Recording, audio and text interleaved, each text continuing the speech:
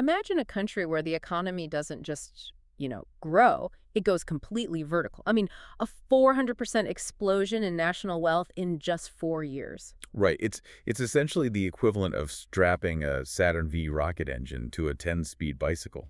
It's just massive. Exactly. Because usually when you talk about a national economy, whether you're looking at the US or the UK or Japan, you're looking at lines on a graph that sort of gently slope upward. Yeah, a steady 2 or 3% annual growth is celebrated. 4% is a massive boom year. Right. But a quadrupling of gross domestic product in 48 months, that fundamentally breaks the traditional laws of macroeconomic gravity. It really does. It creates a scenario that genuinely makes economists double-check their spreadsheets to ensure there hasn't been, like, a clerical error somewhere. Yeah, you just don't see that kind of aggressive, instantaneous structural shift in modern global tracking data. No, you don't. And when an economy expands that rapidly, it doesn't just mean more money in the bank. It means the entire societal architecture. The physical infrastructure, everything. Exactly. The labor market, the social contract itself, it's all subjected to immense, unprecedented pressure. And that pressure and how a nation actually survives it is the mission of today's deep dive. We're looking at Guyana. hmm We've got access to decades of really comprehensive World Bank tracking data and international development metrics. Yeah. We're talking a massive academic report spanning from 1960 all the way to 2024. It's a gold mine of data. It really is. So we're going to unpack how a quiet, deeply forested, historically resource-dependent nation practically overnight became the absolute center of the global energy market. Right. We're talking about a complete transition from a marginalized agricultural baseline to an emerging economic titan. But to truly understand the sheer magnitude of that 2020 economic explosion, Yeah. focusing solely on the newly discovered offshore oil is a mistake. Oh, really? Why is that? Well, we first have to establish the geographical and demographic reality of the country before the boom. Because that baseline is the lens through which every single current challenge and triumph has to be viewed. Okay, let's unpack this. Let's start with that geographical reality because it's staggering. Historically, Guyana's defining characteristic wasn't oil at all. It was trees. Massive amounts of trees. Right. The data shows the country has maintained a forest cover of over 87% for decades. We're talking about one of the globe's most vital, intact carbon sinks. Yeah, and it exists in an environment with an exceptional amount of rain, averaging around 2,377 millimeters annually. Wow. For context for you listening, London gets about 600 millimeters a year. So Guyana is incredibly green and incredibly wet. Exactly, and that volume of rainfall interacts with a very specific and highly vulnerable topographical reality. The elevation data. Right. The data reveals a structural vulnerability that dictates almost every domestic policy. A staggering 51% of Guyana's urban population lives in areas where the elevation is below 5 meters. That's half the city-dwelling population, basically, at sea level. Or lower. In many cases, the capital city of Georgetown sits slightly below sea level at high tide. It's historically protected by this massive seawall system built centuries ago by the Dutch. Okay, I want you, the listener, to visualize this for a second. It's like building a high-tech skyscraper on a beautiful, shifting sand beach. That's a great way to put it. You have massive natural wealth and beauty all around you, but structurally, you are incredibly vulnerable to the rising tide and the torrential rain. And that skyscraper analogy is incredibly useful here. Yeah. Because a skyscraper built on sand requires a massive, complex, and, incredibly expensive concrete foundation just to survive. You can't just throw it up and hope for the best. No, absolutely not. For Guyana, that foundation is climate adaptation infrastructure. We're talking about massive seawalls, complex drainage canals, and heavy-duty water pumps that literally have to operate constantly. Because they have half their city dwellers living at sea level in a high rainfall zone. Right. So the tension is profound. You have a nation acting as the lungs of the earth with its 87% forest cover. Which is amazing for the globe. But its core population centers face severe, immediate existential threats from climate change. And they have to build that massive, expensive foundation while simultaneously trying to manage an economic revolution. Exactly. But the land isn't the only thing dictating their future, right? We have to look at the people. The demographics here are fascinating because it's a remarkably small population. It's hovering around just 760,000 people. Yeah, the human scale is tiny compared to the geographical footprint. And for a long time, the population growth was completely stagnant. The data even shows negative growth in the late 1990s. It does, driven heavily by immigration. Mm. People were just leaving to find economic opportunities elsewhere. It wasn't until a slight uptick right around that magical year of 2020 that the overall population started growing again. Which perfectly lines up with the economic boom. Exactly. But the critical data point isn't just the total number of people. It's the changing shape of the population pyramid. Right, so we're seeing a drastic shift in who actually makes up that 760,000. The data shows the 0 to 14 age group dropping from 50% of the total population a few decades ago down to around 30% today. While at the same time, the old age dependency ratio. Which tracks the number of elderly people relative to the working age population. Exactly. That ratio has climbed from 6% up to over 10.5%. So you have fewer kids and more retirees. Which brings us to a really important concept, right? Yeah, the demographic dividend. This is absolutely crucial to understanding Guyana's current tightrope walk. Let's break that down for the listener. Sure. A demographic dividend is that historical sweet spot a developing nation hits when birth rates drop. But the elderly population hasn't surged yet. So suddenly you have this massive bulge of working age adults relative to the dependents they have to support. Exactly. And that surplus labor usually fuels rapid, cheap industrial development. Think of the East Asian economic miracles in the late 20th century. But Guyana is missing that window, or at least catching the very tail end of it. Right. They are experiencing this colossal influx of wealth precisely as their population begins to age and that demographic dividend narrows. So they don't have an infinite pool of surplus young, cheap labor to throw at this new industrial boom. They don't. They're entering their economic golden age with a maturing, shrinking domestic workforce. When you pair an aging population of 760,000 with a quadrupling GDP, the labor market becomes a massive bottleneck. Because the traditional sectors will inevitably have to compete with the new energy sectors for the exact same limited pool of workers. Precisely. Which makes the events of the last few years even more wild. I mean, this quiet, aging, heavily forested, climate-vulnerable nation was suddenly thrust into the absolute center of the global spotlight. And the catalyst, of course, was the discovery and extraction of massive offshore energy resources. Right. But the macroeconomic data reveals just how violently that single catalyst shifted the tectonic plates of the entire country. Here's where it gets really interesting. Just looking at the macroeconomic volume, the GDP graph simply doesn't look real. It really doesn't. It skyrockets from roughly $5.4 billion in 2019 to $24.6 billion in 2023. That is a 355% increase, functionally a quadrupling in 48 months. And breaking that down to the individual level, the per capita GDP adjusted for purchasing power parity jumped from about $6,000 in 2015 to over $31,000 by 2023. Okay, let's unpack purchasing power parity, or PPP, for a second, because it's vital for understanding what that $31,000 actually means. Right, you can't just take the GDP divided by the population and assume everyone has that much cash in their pocket. Exactly. PPP adjusts the economic output to account for the local cost of living. It basically asks how much actual stuff, food, housing, services, can a specific amount of money buy in Guyana compared to, say, the United States. And adjusting for PPP shows that the real value of the economic output relative to the citizens' historical cost of living has fundamentally transformed. They leapfrogged from a lower middle income bracket into high income statistical territory almost instantaneously. Yeah. But I look at that $31,000 per capita number, and I have an immediate red flag.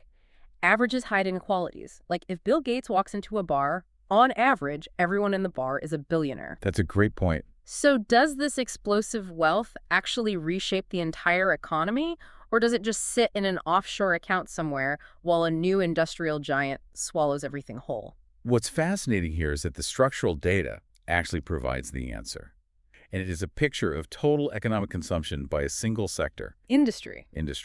Its share of the national GDP just exploded. In 2019, industry made up 24.7% of the GDP. Okay. By 2023, it was a dominant 76%. Hmm. It essentially cannibalized the statistical makeup of the economy. And when we use the word industry here, the data is incredibly specific. Hmm. It's not like Guyana suddenly built 1,000 domestic car factories or electronics assembly plants. Why? No, not at all. The export transformation data shows fuel exports jumping from near 0% to an overwhelming 91.9% of merchandise exports. Over 9/10 of everything leaving the country is now fossil fueled. Exactly. It completely erased things like sugar and metal ores as the defining exports. Wow. We also see a corresponding spike in a crucial metric called energy depletion. The data tracks energy depletion as a percentage of gross national income, or GNI. And what did that do? It rose from basically 0 to 19.5%.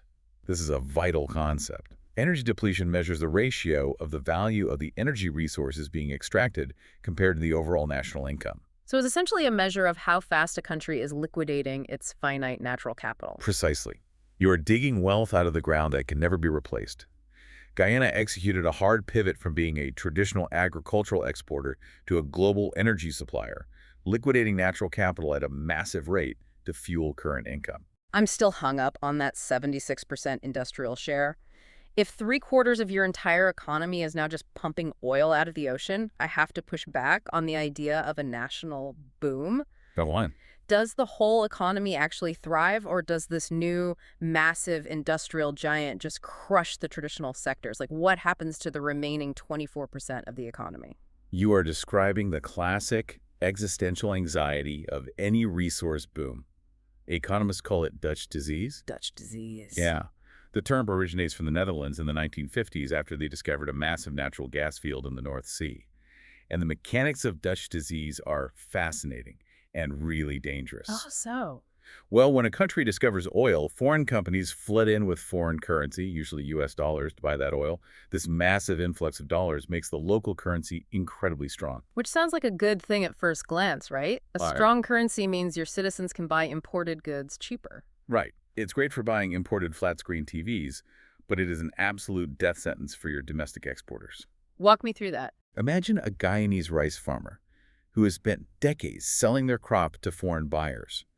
Because the influx of oil dollars has artificially inflated the value of the Guyanese currency, that farmer's rice suddenly costs 20 or 30% more to those foreign buyers. Oh, wow. Even though the farmer hasn't changed a thing. Exactly. Their quality is exactly the same, their process is the same, but they're suddenly priced entirely out of the global market. That's brutal. And it gets worse. Furthermore, the oil sector starts offering massive wages for truck drivers, engineers, laborers, sucking all the available talent out of the agricultural sector. So the resource boom effectively kills off agriculture and domestic manufacturing. That's the classic Dutch disease model, yes. So if fuel is now 91.9% of exports, the immediate assumption is that the farmers, the loggers, the traditional workers who literally built the country before 2020 have just been economically wiped out by this. You'd think so.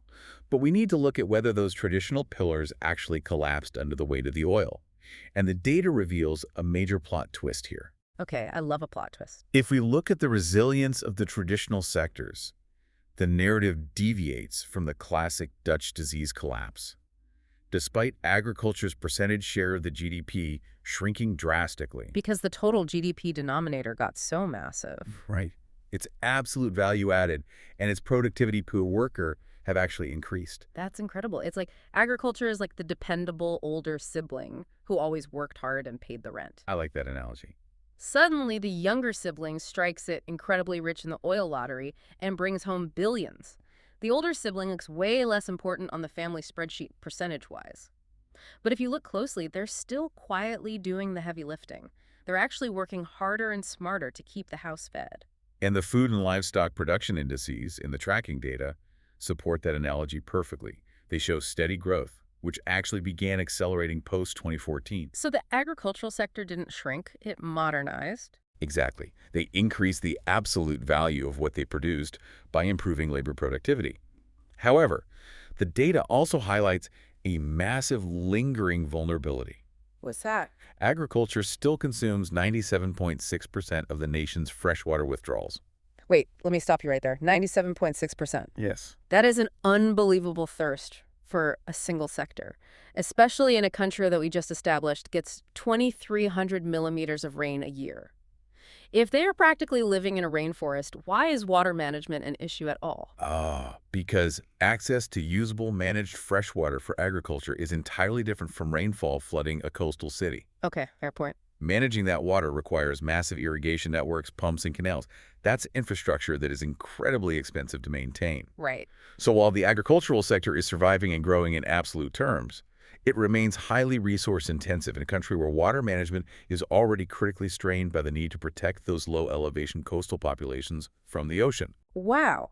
You are fighting the water to stay dry in the city while desperately trying to manage it for the farms. It's a huge balancing act. So the domestic sectors are holding their own, they're modernizing, and they're trying to avoid being crushed by the oil sector's gravity. But what about Guyana's relationship with the rest of the world? Trade. Yeah. How does a 400% GDP explosion change how they trade? The long-term data details a state of profound hyperglobalization. Trade as a percentage of GDP has consistently hovered over 100% for Guyana, but it recently peaked at a staggering 162% in 2022. Wait, help me understand the math on that. My instinct is that exporting or trading more than 100% of what you produce is a mathematical impossibility. How can trade be 162% of GDP? It is a really common point of confusion, but it comes down to what the formula is actually measuring. GDP measures the total value of all goods and services produced domestically. Okay. The trade percentage metric takes the total value of your imports plus the total value of your exports and divides that combined number by your GDP. So it doesn't mean you're exporting more than you produce. It indicates a heavily open economy. It means the volume of goods crossing your borders in both directions is massive compared to the size of your internal domestic market. So it's basically a measure of exposure to the outside world. Exactly. And the data shows their national balance shifted completely. Pre-2020, Guyana ran long-term trade deficits, meaning they imported more value than they exported. Right. Post-2020, they are running massive, unprecedented trade surpluses. They are selling way more to the world than they are buying. Running a massive trade surplus sounds like a macroeconomic dream. But I'm guessing But when your trade is 162% of your GDP and almost 92% of your exports are a single commodity fuel, you must be incredibly, dangerously sensitive to the whiplash of global commodity pricing. You hit the nail on the head. You are tying your entire national fate to a ticker tape in New York or London. Which is terrifying. It is exactly the risk. Consider a hypothetical scenario. If the global price of oil drops by $20 a barrel tomorrow due to a geopolitical shift or a new green technology breakthrough. The macroeconomic shockwave hitting Guyana would be profound. Huge. Their massive GDP would instantly contract, but their commitments to new infrastructure projects, new hospitals, and expanded public payrolls would remain fixed. Oh, man. It is a high-reward, high-risk integration into the global supply chain.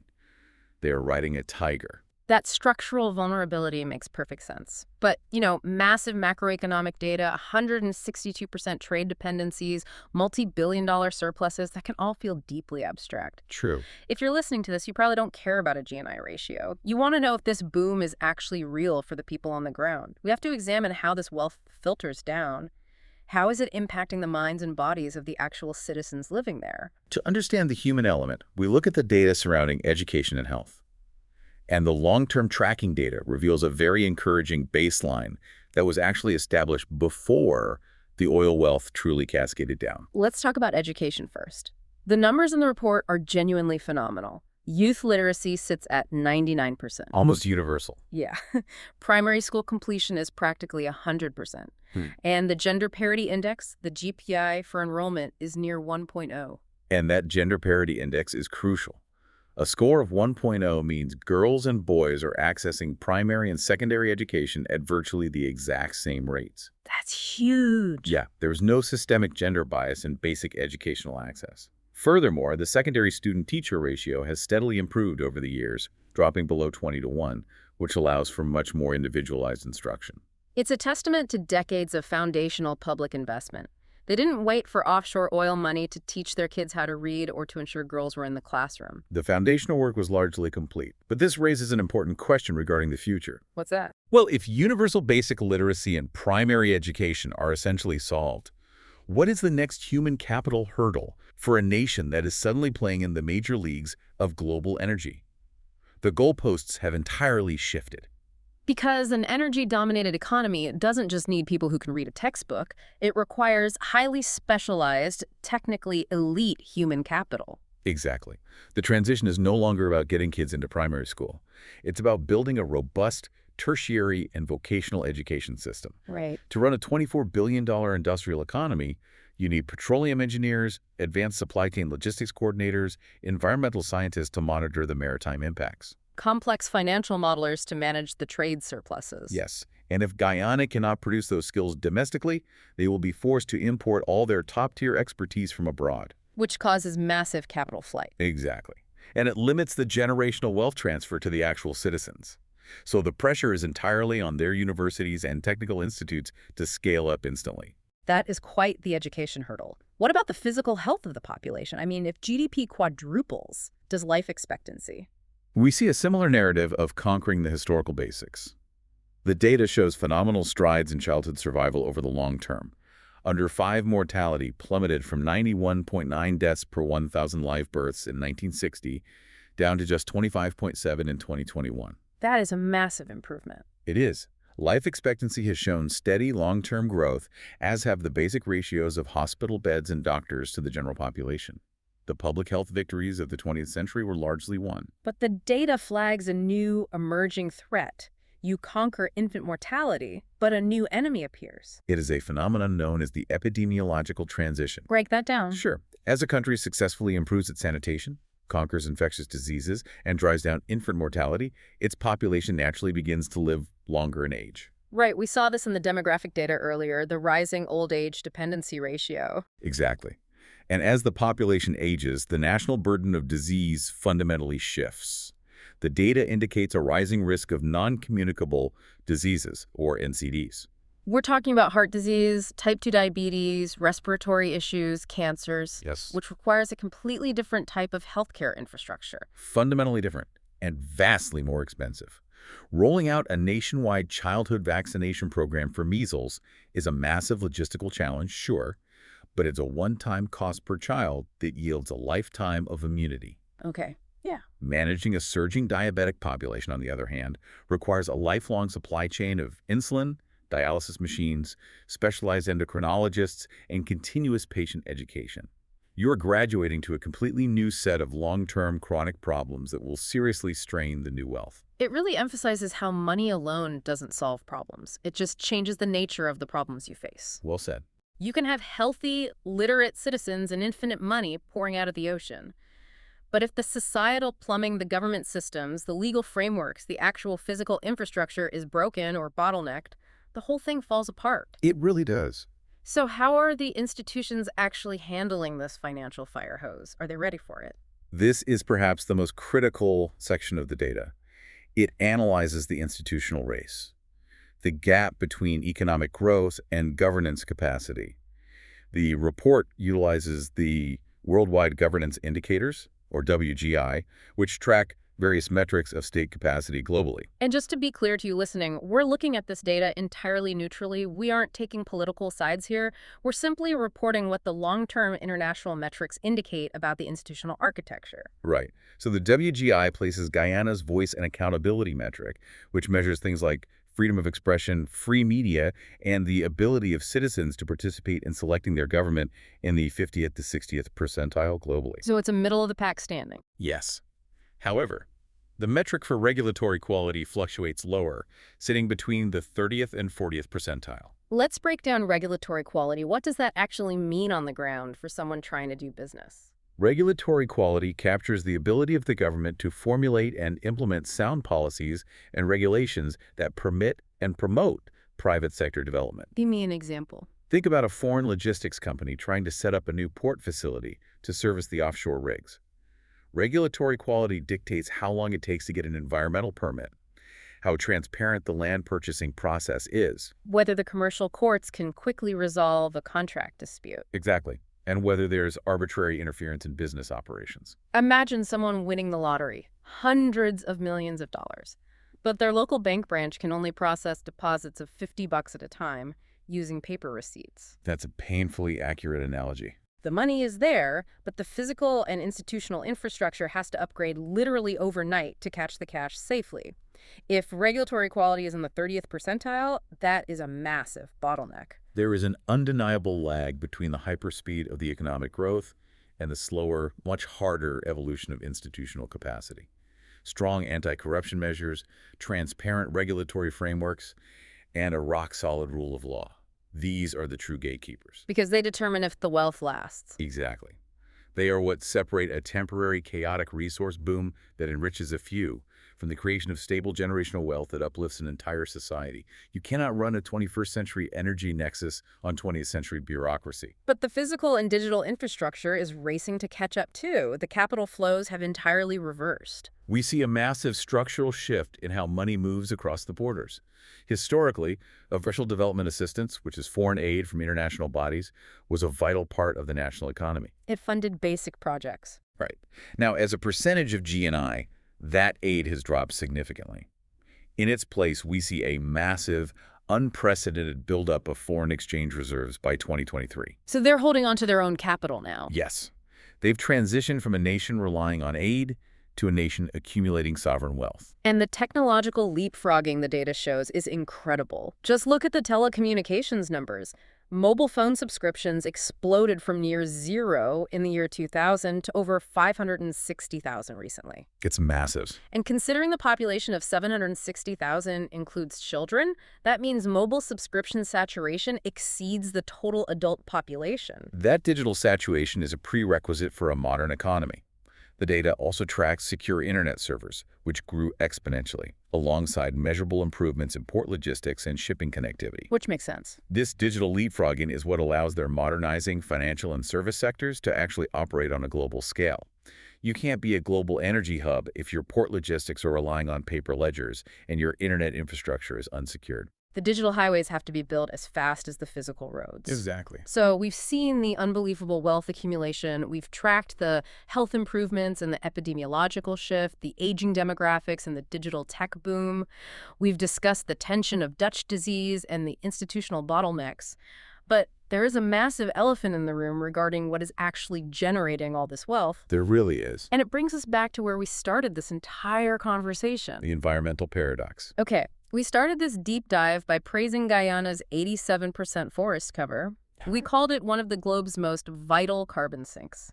We established how vulnerable their coastal population is to climate change. How in the world do you reconcile being a global green champion, protecting the lungs of the earth, while simultaneously becoming one of the fastest growing extractors of fossil fuels on the planet? It is the ultimate paradox of their modern development, and the data lays the tension completely bare. On one hand, you have terrestrial protected areas remaining incredibly steady at around 8.4 to 8.7% of the total landmass. So the massive rainforest isn't being clear-cut. Right. They are actively maintaining their historical commitment to conservation. The trees are standing tall, but the emissions are rising. Significantly. Greenhouse gas emissions are directly tracking the industrial boom. The data shows emissions reaching 4.4 megatons of CO2 equivalent in 2021, and rising. That's a stark contrast. And it's not just macro global emissions, it's localized immediate air quality.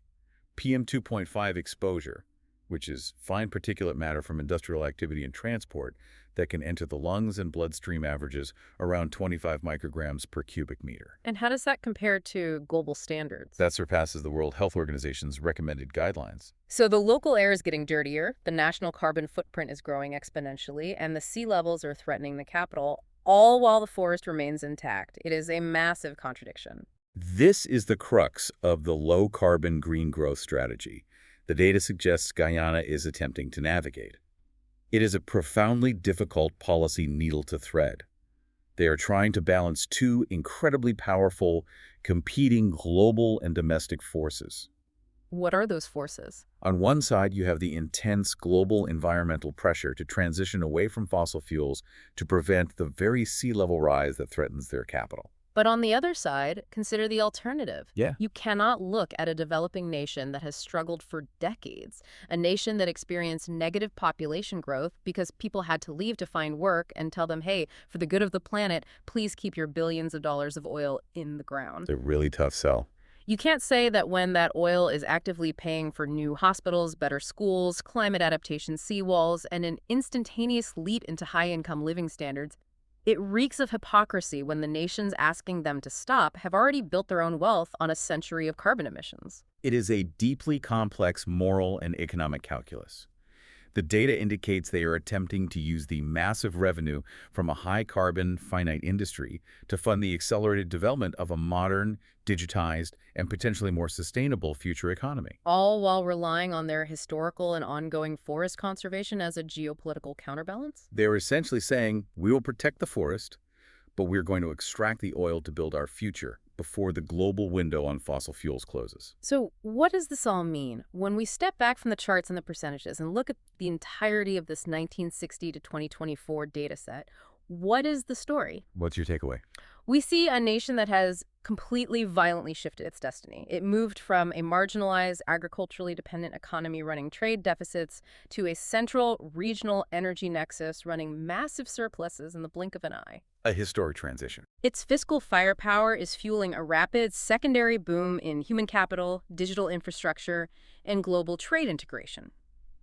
But it faces a narrowing demographic window, the looming threat of Dutch disease crushing its farmers, lagging regulatory frameworks that bottleneck the wealth, and a profound existential environmental paradox. It is a remarkable ongoing narrative of transformation. The data gives us the baseline and the inflection point, but the future remains unwritten. And I want to leave the listener with a final concept, something vital to Guyana's future that the report points toward, but we've only just touched upon. What's that? The Sovereign Wealth Fund. Ah, the National Savings Account. Exactly what it is, but its function is far more critical than just saving pennies.